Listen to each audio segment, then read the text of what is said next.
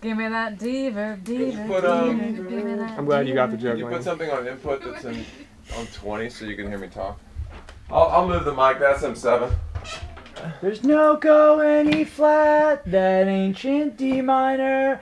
We can't res a C minor. Our fighting Fs. Got it. Shit. Where's that camera?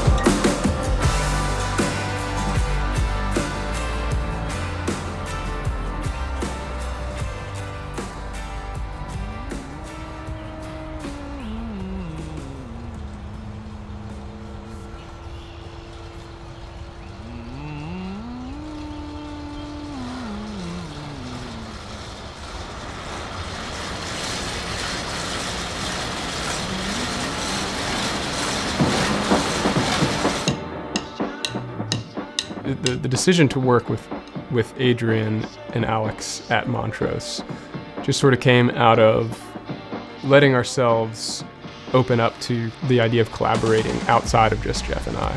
Okay, I'll just do that. We've always enjoyed working with engineers and people who can help push our sound in a new, exciting direction.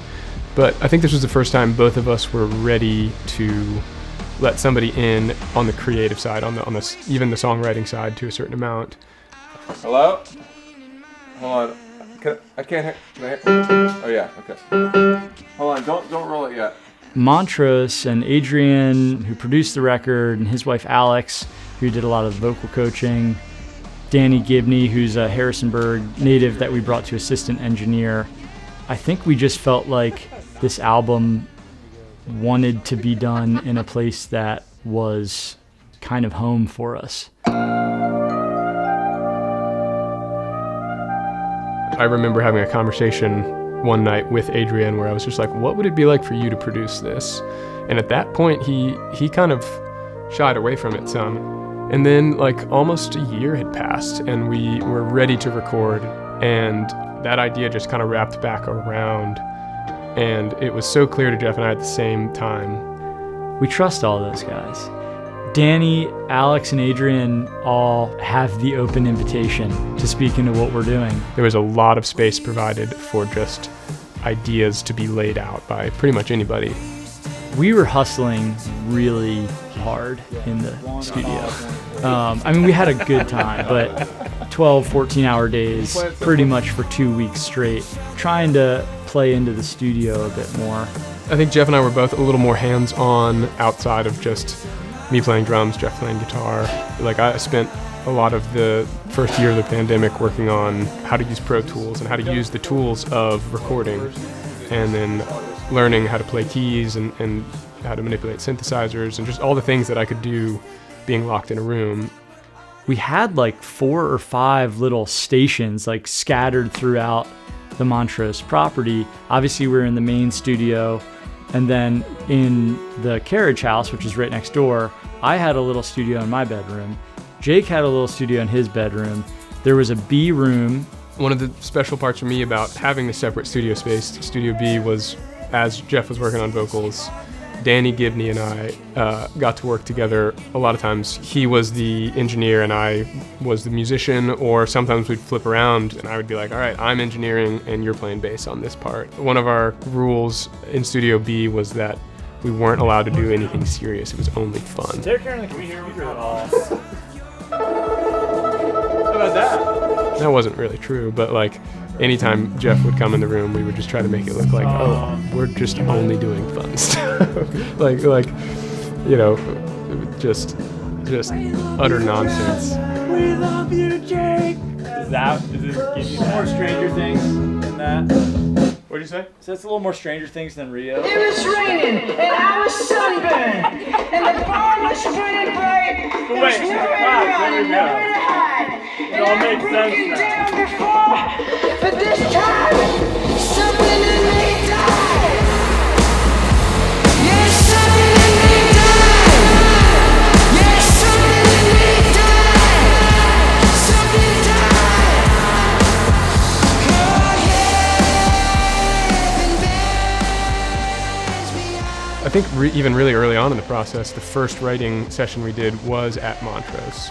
It was early on in quarantine, and it worked out for them to just sort of open the space to us for 2 weeks, and for us to like write and not have a bunch of stuff to do, but just try ideas out. And Adrian was there for that whole experience, and he was kind of engineering and just, you know, kind of a passive listener in the room, throwing out some ideas. You think it's too much to get a triple?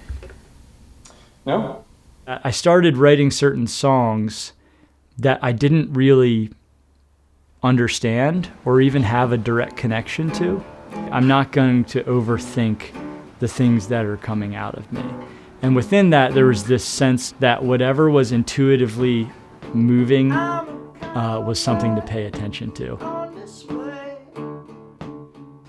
I mean, we probably wrote 30, 35 songs, and then within about a month of going to record the album, we cut that to about 20.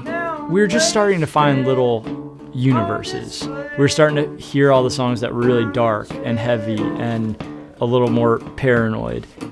I'm sick of sadness. I'm sick of pain. I need some sugar in my veins. Hallelujah. The chorus of Light Me Up feels like a big, nice lift.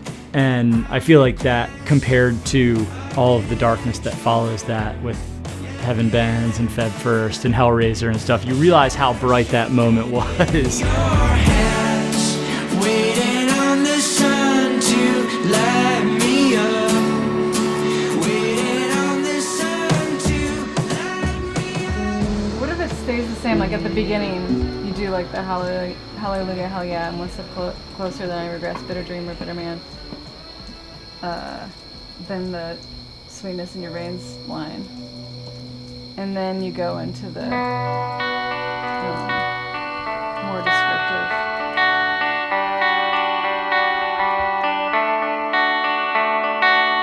Hellraiser is another song that had many, many lives before this life, before this version that we captured for the record. It's kind of this story between this I always imagine like a high school couple, and one of them is like being more aggressive towards the other, and they're putting up walls, and then it just turns into this weird story that I don't even know where it came from, but it felt fascinating to tell and to try to bring to life. So much of our band is built on the live show, and that's kind of where Jeff and I have always come together. And this just felt like such a departure from that. It was just like, I don't get it. On the actual recording, once I heard the groove between the drums and the bass and verse 2, when I heard that really happen, I was just like, this is so fucking cool.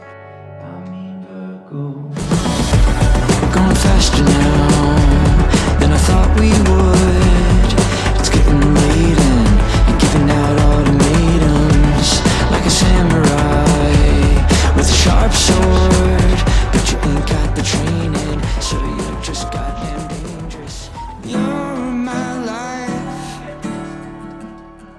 After my dad had passed away, I still felt really connected to him, and I was fortunate in that I did get to share with him some of these songs as I was writing them. He wore a bracelet for about 7 years that said never give up. And despite COVID and living in different cities and working with different record labels and losing my dad and a year and a half of paranoia and boredom and not making any money, we didn't give up. In retrospect, this album feels far more centered or far more clear to me. I'm gonna work hard to get this out there to people because I genuinely believe in the work that we did, and I think it's powerful music and it's fun and it's sad, and I was really proud of the first album, but I don't think I felt that way. So I don't quite know what the change is, but I like the feeling of it.